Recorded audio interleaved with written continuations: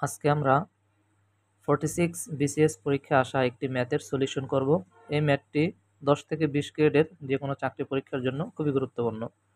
দেখুন, 100 থেকে বড় দুটি পূর্ণ সংখ্যার যোগফল 300 হলে সংখ্যা দুটির অনুপাত কত? অর্থাৎ আমাদের যে সংখ্যা দুটি হবে সেটা অবশ্যই 100 থেকে বড় হতে হবে।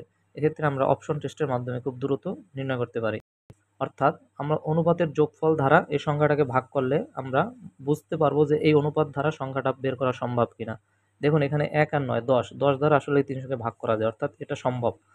আবার এখানে আছে 3 2 5, 5 দ্বারা 300কে ভাগ করা যায়, তাহলে এটা কিন্তু সম্ভব।